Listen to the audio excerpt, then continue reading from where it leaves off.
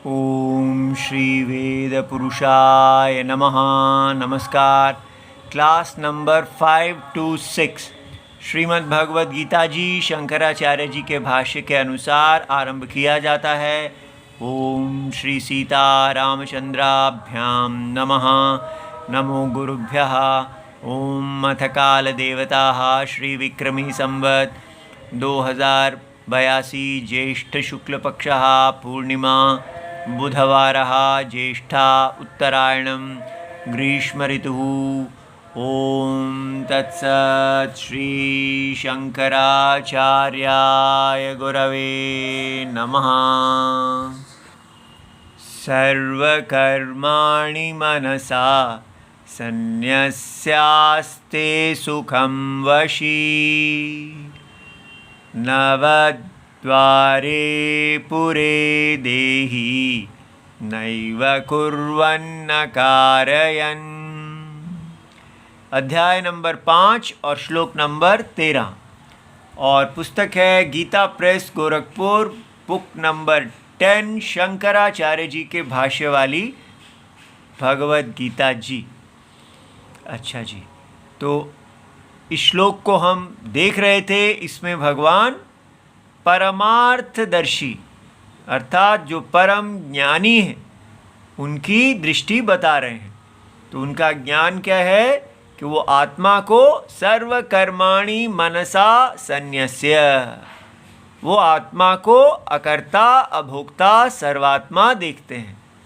इस ज्ञान से उनके सारे दुख दूर हो जाते हैं।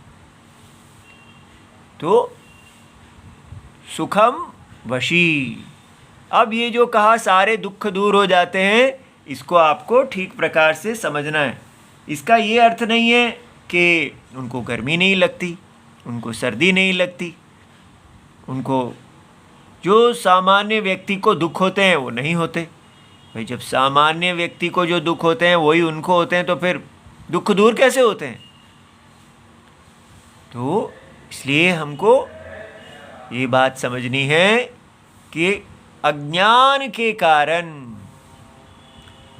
हम अपने आप को इस सारे स्वप्न को सत्य समझते हैं।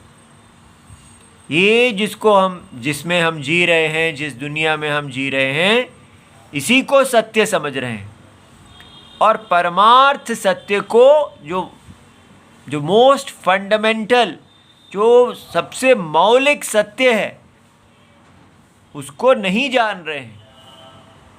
तो इसलिए यहाँ दिखाया जा रहा है कि जो सत्य है वो जब अपने आप को अज्ञान अवस्था में, मिस्टेक की अवस्था में देखता है तो वो दुखी होता है। दुख का कारण है जो आत्मा अकर्ता आनंद रूप है, वो अपने आप को इस संसार में एक देह बन के इंद्रियों के विषयों पर आश्रित देखता है कि इंद्रियों के विषयों के भोग से ही मुझे सुख मिलेगा। तो उसको जब ये बात समझ में आती है, कल हमने यहाँ देखा कि उसको ये बात समझ में आई कि वो नवद्वारे पुरे देही नैव कुर्वन् न कारयन्, कि वो देही है, देह नहीं है। देही माने देह में रहने वाला, और इस नवद्वारपुर में रहने वाला है। तो सबसे पहले तो समझना है ये 9 द्वार वाला जो पुर, ये जो शरीर है, व्यष्टि हो या समष्टि हो, हमको हमेशा पार्ट और होल दोनों देखने आने चाहिए। अगर हम पार्ट हैं तो होल कहाँ है? तो पार्ट बॉडी, सीमित शरीर को भी जिस आत्मा ने धारण किया है, उसी आत्मा ने असीमित शरीर को धारण किया है। इसलिए आत्मा ना सीमित शरीर के कारण सीमित है और ना असीमित शरीर के कारण असीमित है। ये बात समझ में आई? आत्मा की असीमितता उसके असीमित शरीर से नहीं आती है। असीमित शरीर हो या सीमित शरीर हो, दोनों शरीर अविद्या कल्पित हैं। तो अविद्या भूमि में ही इस देह में कर्म के फल आते हैं और व्यक्ति को सुख और दुख होता है। इस अविद्या भूमि में ही हम विषयों के पीछे भागते हैं और पाप और पुण्य करते हैं और बार बार जन्म लेते हैं। इस सारे अविद्या रूप दुख हेतु से वो मुक्त हो जाता है। तो जब यहाँ कहा वो सुखम, वो सुखी हो जाता है, तो इसका मतलब क्या है कि वो सुख और दुख दोनों में आत्मा को इस अविद्या भूमि से विलक्षण, इस अविद्या भूमि का आत्मा देखता है। तो ये पॉइंट समझना है कि वो कहता है वैद्य जी मुझे बहुत दर्द हो रही है, ज्ञानी कहते हैं। तो हम कहें ज्ञानी जी आपने तो कहा था सुखम, आप तो सुख स्वरूप हैं, आप वैद्य के पास क्यों जाके कह रहे हैं कि मुझे बहुत दर्द हो रही है? इस प्रकार तो उसमें कोई संवेदना ही नहीं होनी चाहिए। ठीक है, तो इसलिए समझना है कि हम जिस व्यक्ति से बात कर रहे हैं वो व्यक्ति स्वप्न का एक कैरेक्टर है, स्वप्न का एक पात्र है, लेकिन उसका ज्ञान उसको क्या दिखा रहा है कि वो सारे स्वप्न की आत्मा है। अगर हम कहें ज्ञान, जो साइंटिस्ट है, साइंटिस्ट के लिए सूर्य उदय नहीं होता, ऐसा कहें, और वो कह रहे हैं देखिए सनराइज कितना सुंदर है, तो अरे झूठ बोलते हो साइंटिस्ट जी, आप तो हमें पढ़ाते हो कि सूर्य आपके लिए उदय नहीं होता, कोई सूर्य अस्त नहीं होता, तो फिर ये आप ऐसी बात सनराइज सनसेट ये सब आप कैसे कह रहे हैं? तो दिखता क्या है और है क्या, इसमें भेद है। इसी प्रकार आत्मा सुखम है, ये ज्ञान है, और अविद्या भूमि में वो सुखी और दुखी होता दिखता है। तो इसलिए जब हम कहते हैं ज्ञानी आनंद स्वरूप हैं ज्ञान दृष्टि से, और सुख और दुख पाते हैं अज्ञान दृष्टि से, इस प्रकार दो दृष्टियों की तुलना है। जैसे साइंटिस्ट के लिए कोई सूर्य उदय और सूर्य अस्त नहीं है, लेकिन अज्ञान दृष्टि से उसी साइंटिस्ट के लिए सूर्य उदय और सूर्य अस्त है। तो साइंटिस्ट कहते हैं वो देखिए सूर्य उदय हो रहा है, लेकिन ज्ञानी के लिए नहीं हो रहा है, ऐसे। इसी प्रकार अज्ञान दृष्टि से आत्मा शरीर के सुख और दुख को भोगने वाला है। शरीर की बालपन से आत्मा बच्चा हो जाता है, शरीर के वृद्धावस्था से आत्मा वृद्ध हो जाता है, शरीर की मृत्यु से आत्मा मरता है। लेकिन ज्ञानी के लिए, ज्ञानी वृद्ध हो रहे हैं, वो अपने आप को, उनको रोग हो रहा है, उनको भी आग जला रही है, जल गए हैं, वो दुखी हैं, डॉक्टर के पास गए हैं, लेकिन उनका ज्ञान दृष्टि वहीं का वहीं बना हुआ है। वो कहते हैं ये सब अविद्या भूमि में दिखता है, लेकिन वास्तव में ऐसा नहीं है। तो फिर इसका लाभ क्या हुआ? बस इतना बोलना ही है कि जी ये तो सब अविद्या में, अरे मुझे बहुत दर्द हो गई, मेरे को आग ने भी जला दिया, और सब जो पहले नॉर्मल लोगों को हो रहा था वही सब मुझे हो रहा है। तो कोई मैजिक तो हुआ ही नहीं, आपने कुछ करके तो दिखाया नहीं। तो इसलिए जैसे साइंटिस्ट है, उससे हम क्यों नहीं कहते साइंटिस्ट जी आपने कुछ करके तो दिखाया नहीं? आप कह रहे हैं सूर्य उदय नहीं हो रहा, पर फिर भी उदय तो हो ही रहा है। दिखता क्या है क्या?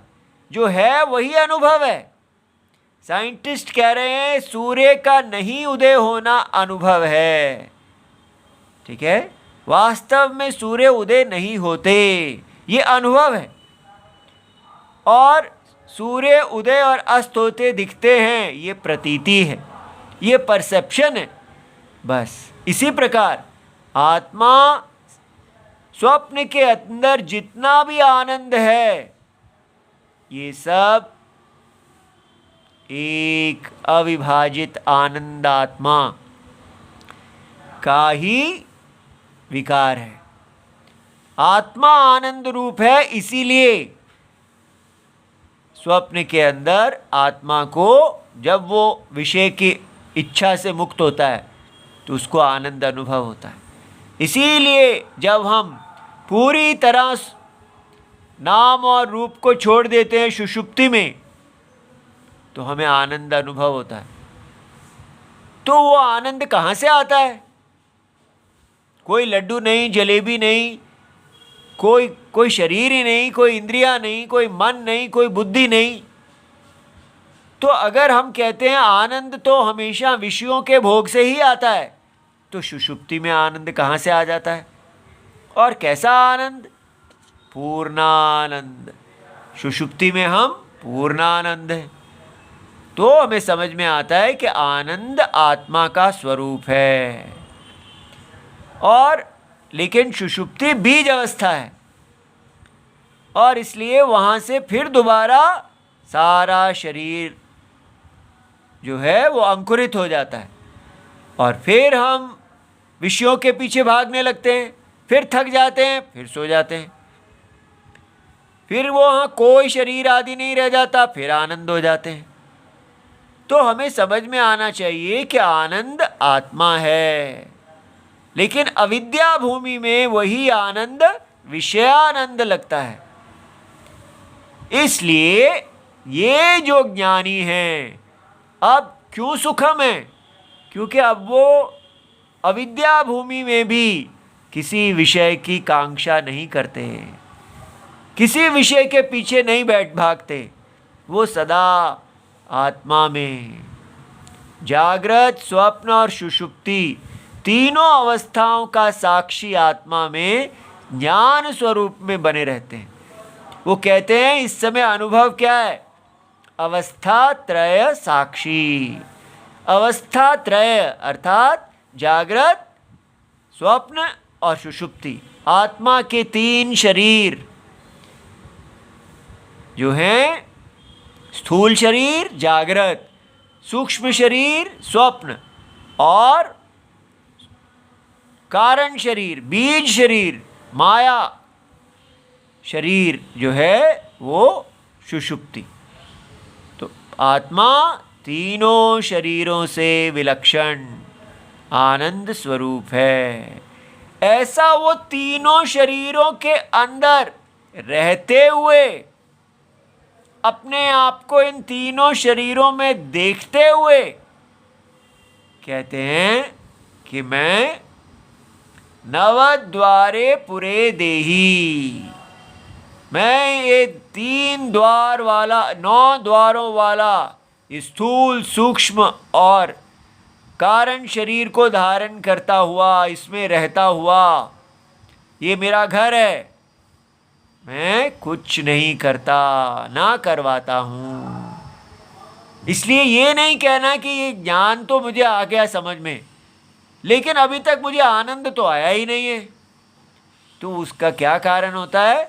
हम वेट करते रहते हैं कि ऐसा कुछ होगा, जैसा मेडिटेशन में होता है। जैसे जैसे हम लय में जाते हैं हमारा आनंद बढ़ता जाता है, जैसे सुषुप्ति में होता है हम आनंद में होते हैं। तो ज्ञान में भी ऐसा फल होना चाहिए। ज्ञान अपने आप में ही फल है, ज्ञान के बाद कोई फल नहीं आता। ज्ञान जो है वही तो वस्तु है। तो जब आपने निश्चय किया कि यहाँ पर कोई 3 शरीर नहीं है, केवल आत्मा है, तो ये ज्ञान ने जब अज्ञान को बाधा किया तो वस्तु में स्थिति है, बस यही फल है। लेकिन अगर आप आशा करेंगे कि ये ज्ञान से अब मेरा मन का कुछ विकार हो, और जैसे आइसक्रीम को चाटने पर मेरे मन अंदर एक मज़ा आता है, वैसा ही ज्ञान को चाटने पर भी मेरे अंदर मज़ा आए और मैं एक बिल्कुल ऐसे दुनिया में चलूं जो बस आनंद ही आनंद है। यह आप अपनी कल्पना कर रहे हैं कि ज्ञान का फल आएगा और फिर मैं सबको हाथ उठा उठा के आशीर्वाद दूंगा, मैं थोड़ा हवा में चलूँगा, मैं जहाँ हाथ लगाऊंगा वो सोना हो जाएगा, कोई भी दुखी मेरे पास आएगा मैं वो उसको ऐसे करूँगा वो ठीक हो जाएगा, और इस प्रकार भगवान बन के घूमूँगा। ये सब पागलपन जो हमारे अंदर, मोह जो हमारे अंदर होता है, ये व्यक्ति को पहले दूर कर लेना होता है कि ये सब जो कुछ है ये अविद्या भूमि में है। आत्मा का उपाधि से कोई संबंध ही नहीं है।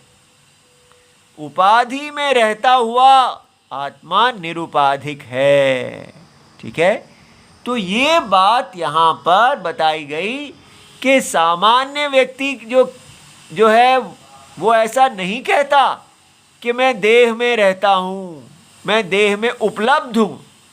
वो कहता है मैं तो कुर्सी पे बैठा हूँ, ठीक है, मैं तो कमरे के अंदर हूँ। लेकिन ज्ञानी तो क्या, ज्ञानी ऐसे बात नहीं करते?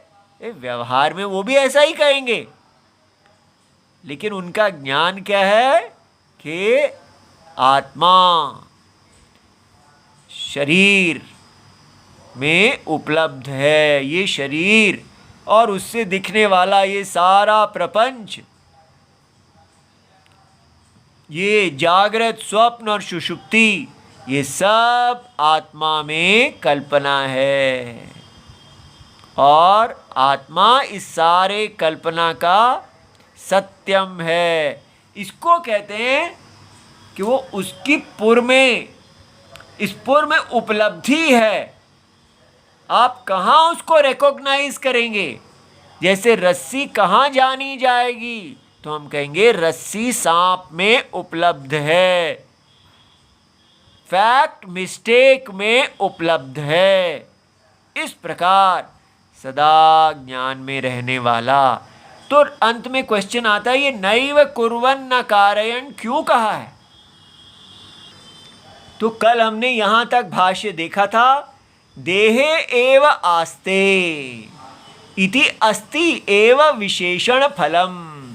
तो ये जो कहा कि ज्ञानी देह में रहते हैं, ठीक है, तो ये पहले कहा गया था तो सभी के लिए ऐसा ही है?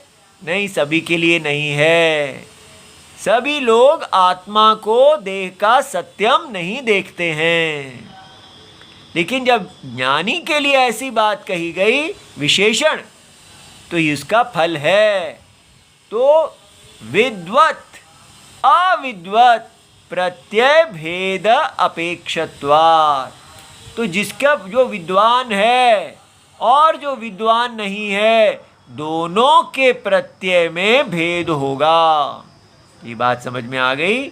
अविद्वान कहेंगे मैं देह हूँ, और विद्वान कहेंगे मैं देह में उपलब्ध हूँ।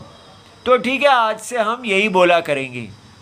कोई आके कहेगा आप कौन हैं, तो हम कहेंगे हम तो देह में उपलब्ध परमात्मा हैं। तो ऐसा बोलने की आवश्यकता नहीं है। ऐसा बोलने से आपको लोग पागल समझेंगे।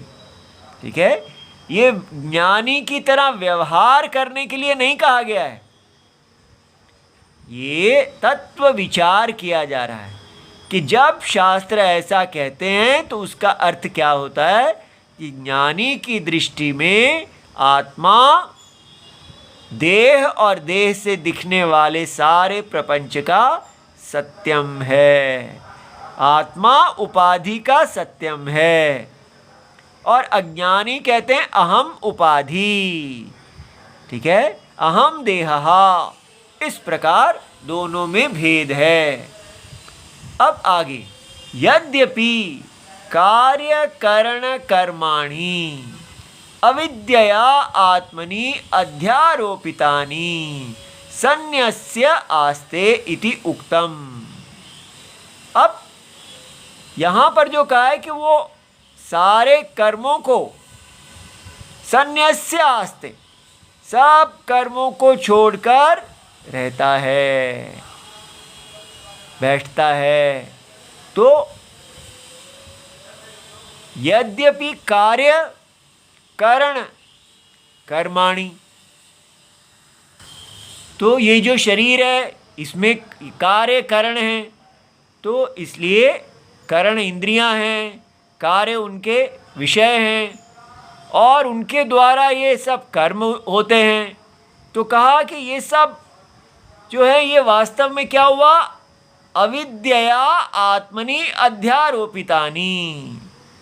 तो स्वप्न में आत्मा, जो स्वप्न की आत्मा है, उसके अंदर कार्य करण और कर्म सब अध्यारोपित हैं। स्वप्न में जो इंद्रियां हैं, इंद्रियों के विषय हैं और उनके चेष्टा से जो कर्म उत्पन्न होते हैं, जो पुण्य पाप और बार बार जन्म और मृत्यु उत्पन्न होती है स्वप्न में, वो सब आत्मा में अध्यारोपित है, सुपर इम्पोज्ड है अज्ञानी के द्वारा। तो ज्ञानी ने जब ये जाना कि ये सारा स्वप्न के अंदर जो वेद बताया गया है, जो वैदिक व्यवहार है और अवैदिक व्यवहार है, साइंटिस्ट के प्रमाण और वेद के प्रमाण और उनसे जाना गया लोक, वो सब आत्मा में विकल्प है। तो संन्यस्य आस्ते इति उक्तम। जब इतना आपने कह दिया तो फिर उसके बाद आपने तथापि फिर भी आत्म समवायितु कर्तृत्वम कारयितृत्वम न स्यात्। तो अब ये बताने के लिए कि कहीं ऐसा ना समझा जाए कि कर्म इत्यादि तो छोड़ दिए हैं, लेकिन फिर भी कर्तापन और करवाने का, या आप कर्म के कर्ता हो सकते हैं और या आप केवल शांति से बैठे हुए कर्म को करवाने वाले हो सकते हैं। ये दोनों काम करना आत्मा का गुण है, आत्मा का स्वभाव है। तो इसलिए आत्म समवायी है, ये आत्मा के अंदर सदा हैं। ऐसा आप ना सोचें, इति आशंक्य, ऐसा शंका करके कि सुनने वाला कहीं ये ना सोच ले कि वो सब आत्मा के अंदर बीज रूप से हैं। ठीक है, कर्तापन, उसने जैसे कर्म है आप करते हैं, उसके बाद जब बैठ जाते हैं तो आप के अंदर कर्तृत्व वहीं रहता है, आप क्रिया नहीं कर रहे। ठीक है, आपने कोई क्रिया की, जैसे मैं पेन हिला रहा हूं, अब नहीं हिला रहा, लेकिन पेन को हिलाने का सामर्थ्य अभी भी मेरे अंदर है। तो कहीं इसका ये अर्थ ना ले लिया जाए कि सब कुछ छोड़ के वो बैठ जाता है आत्मा में, लेकिन फिर से वो अभी भी करता ही है। समवाय रूप से, बीज रूप से उसमें कर्तृत्वम और कारयितृत्वम है। वो कर्म के करने वाले और कर्म की प्रेरणा करने वाले आत्मा हैं। इसलिए ऐसा कोई आशंका ना करे, गलत ना सोचे। इसलिए भगवान ने आगे क्या कहा, भगवान ने कहा नैव कुर्वन् न कारयन्। वो देह में रहते हैं, ना वो कोई करता है, उनमें बीज रूप से भी कर्म नहीं है और ना ही वो करवाते हैं। इसलिए ना जीव है ना ईश्वर है, किसी कर्म की प्रेरणा भी नहीं करते।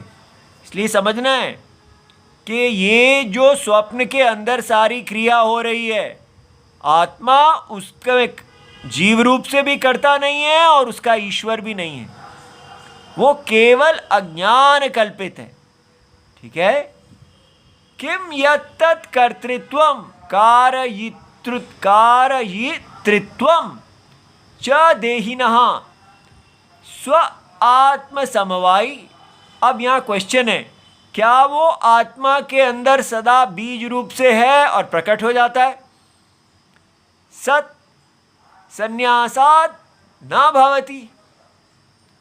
यथा जैसे गच्छतः गतिः, कोई व्यक्ति जा रहा है, अब वो रुक जाता है, गमन व्यापार परित्यागे, जब वो चलता चलता रुक गया, न स्यात् तद्वत्, ठीक है, क्या ऐसा केस है आप कहते हैं कि गमन क्रिया एक व्यक्ति कर रहा है, चल रहा है, रुक गया, तो हमने कहा उसकी अब क्रिया बंद हो गई है, तो उसको कहा कि वो संन्यास्य, उसने क्रिया का संन्यास कर दिया है, लेकिन उसके अंदर अभी भी क्रिया करने का सामर्थ्य है। क्या आत्मा के विषय में आप ऐसा कह रहे हैं? किम वा, या आप कह रहे हैं स्वतः एव आत्मना न अस्ति थी, आत्मा में क्रिया कभी थी ही नहीं। अविद्या भूमि में भी जब आत्मा कह रहा था कि मैं चल रहा हूँ, तब भी वो अकर्ता ही था। तो ज्ञान अवस्था में वो कह रहा है अहम अकर्ता, तो अज्ञान अवस्था में भी वो अकर्ता ही था। वास्तव में वो अकर्ता था, लेकिन वो केवल अपने आप को कर्ता समझ रहा था। क्या आप ऐसा कह रहे हैं, या आपका कहना है कि पहले वो करता था, अब अकर्ता है, ठीक है, और फिर कर्ता हो जाएगा? ये दो लोक में ऐसा होता है कि क्रिया आप करते हैं, फिर छोड़ देते हैं, फिर करने लग जाते हैं। या आप ये कह रहे हैं कि आत्मा में स्वतः एव नास्ति, कोई भी क्रिया आत्मा ने ना आज अभी तक की है, ना करती है, ना करेगी। क्रिया करना आत्मा का स्वभाव ही नहीं है, ये कह रहे हैं। तो उसका उत्तर भगवान देते हैं, अत्र उच्यते, ये कहा जाता है, न अस्ति आत्मनः स्वतः कर्तृत्वम कारयितृत्वम च, आत्मा में ना कर्तृत्वम है और ना ही कर्म की प्रेरणा देने का सामर्थ्य है। इसलिए भगवान, हम कहते हैं वो केवल संकल्प मात्र से ये सृष्टि कर देते हैं, कुछ करते नहीं हैं, लेकिन वो जगत के प्रेरक हैं, ये भी ठीक नहीं है। अविद्या भूमि में हम ऐसा है कि आत्मा जगत का प्रेरणा करने वाला दिखता है और जीव रूप से कर्ता दिखता है। ये जो अर्जुन और कृष्ण की जोड़ी, ये अविद्या भूमि में है। जीव ईश्वर भेद ये अविद्या भूमि में है, जहाँ जीव करता है और ईश्वर जो है उसको प्रेरणा करते हैं, ठीक है। ये अविद्या अज्ञान भूमि में है, लेकिन वास्तव में आत्मा ना करता है और ना प्रेरणा करता है, कार्यता है। तो कहाँ कहा गया ये? उक्तम च अविकार्यः अयम उच्यते, ऐसा दूसरे अध्याय में कहा गया था 25 श्लोक में कि आत्मा तो अविकार्य है, उसमें कोई विकार है ही नहीं। शरीरस्थोपि कौन्तेय न करोति न लिप्यते, ठीक है। इस प्रकार ये तीसरे अध्याय में फिर कहा गया कि आत्मा शरीर में रहता हुआ ना करोति, वो कोई कर्म नहीं करता, उसको कोई कर्म के फल से लेप नहीं होता। और ऐसा ही बृहदारण्य को उपनिषद में भी कहा गया है, ध्यायति इव लेलायति इव, कि आत्मा अविद्या भूमि में जैसे ध्यान करता है, लेलायति क्रिया करता है, लेकिन वास्तव में वो कभी नहीं कोई क्रिया करता, उसमें क्रिया है ही नहीं। इसीलिए कर्तृत्वम से मोक्ष संभव है। क्रिया का बीज रूप में चले जाना और फिर आ जाना, ये तो रोज होता है। सुषुप्ति में हम देखते हैं, हम अकर्ता हैं, फिर जाग उठते हैं, वो तो बीज रूप में चली गई, लेकिन बीज भी आत्मा में कल्पित है, ठीक है। आत्मा सदा अकर्ता है। तो ये ज्ञान दृष्टि हमने देखी। अब हमको ये बात समझनी चाहिए कि इस ज्ञान दृष्टि को लेके आपने ये नहीं कहना कि बस फिर तो आत्मा अकर्ता है, तो मैं सब वर्ण आश्रम धर्म को कोई ज़रूरत ही नहीं है, जैसे आजकल वेदांत पढ़ाया जा रहा है। छोड़ो, आत्मा तो कोई ईश्वर भी नहीं है, कोई जीव भी नहीं है, तो ईश्वर की दास्ता भी क्या करनी, ज्ञानी के लिए तो ईश्वर है ही नहीं। तो सारे वेदांत पढ़ने वाले नास्तिक कहते हैं हम तो भगवान को मानते ही नहीं, यहाँ तो रियलिटी है, बस रियलिटी है और एरर है। तो ये दुनिया फॉल्स है और इसके पीछे फैक्ट है, वो केवल फैक्ट एरर करते हैं। ईश्वर तो अज्ञानी लोग उसकी बातें करते हैं, ठीक है, उनको सदा भगवान भगवान करने की प्रॉब्लम है। हम तो वेदांती हैं, हम तो कहते हैं बस सत्य मिथ्या, हमारे लिए भगवान इत्यादि वर्णाश्रम धर्म और धर्म पालन करना ये कुछ नहीं है। We are practical people. इस प्रकार यही भगवत गीता व्यक्ति का विनाश कर देती है, क्योंकि वो अपने आप को हर चीज से ऊंचा ज्ञानी समझने लगता है और वो कहाँ पहुंच जाता है, नास्तिकवाद में पहुंच जाता है और वो पूरी तरह धर्म से पतित हो जाता है और ऊपर से सबको कहता है मैं तो ज्ञानी हूं। इस प्रकार ज्ञानी पागल बनने के लिए नहीं करना है। इसलिए कहाँ कैसे हम बच पाएंगे? राम, हे राम जी, ये ज्ञान भी हमें कहीं पागल ना कर दे, हमें आपकी शरण चाहिए। ये ज्ञान हमें राम बनाए, ना कि हमको राम से भी अलग, राम से भी बड़ा बना दे।